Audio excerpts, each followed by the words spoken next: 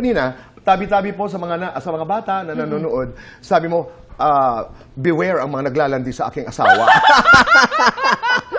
Let's talk about it just a bit. Okay, You have a okay. 12-year gap with your husband. Yes, yes. Has that been an issue?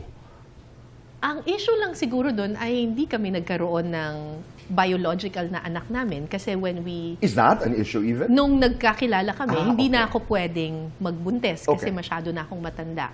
Pero ang nagustuhan ko kasi sa asawa ko, tinuring niya talagang anak niya yung anak ko. So, that counts, di ba? Of course. So, hindi siya issue. Hindi na rin siya naging issue sa amin. At saka yung warning, LDR. LDR, long Is that, again, yeah, I mean, is that because your husband is a seafarer? Yes. Oo, laging sinasabi ng mga tao parang, ay, ang hirap ng LDR. Totoo, mahirap yung LDR. Pero kailangan mong hanapin yung, sabi nga ni Catriona Gray, yung silver lining. Oo. Diba? Yung silver lining doon. And what's the silver lining? Tuwing umuwi yung asawa ko, honeymoon. Parang bago ng bago. Diba? Kasi ang tagal ninyong hindi nagkita. So excited kayo every Right. single time na magkikita kayo. Tapos, pag nandito siya ng medyo matagal, tapos medyo nagkakainisan na kayo, ayun, kontrata na niya. Nagkaroon ng debate sa social media. This has nothing to do with this, but you can perhaps relate to this. Yung grooming. You know that you heard about grooming. it? Oh, yung may coercion, Yeah, dahil bata, yeah. whichever, especially kasi pag ang girl, ang older, Cougar, ganon. ganon. Oo. Your take on that?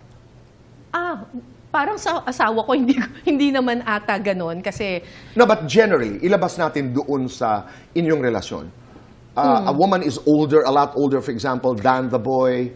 alam mo, ang mas problematic sa akin ay kapag yung may power involved.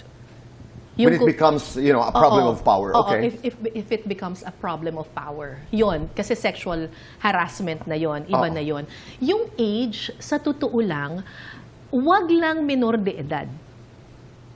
Oo. Parang ang sa akin, kung kunyari pareho na namang nasa age of discernment na, adults na pareho, kahit na malaki yung age gap, kung may yung maturity naman na babase, hindi lang naman sa edad eh. Ang debating ito kasi, ang pinanggalingan nito, 18 ang bata.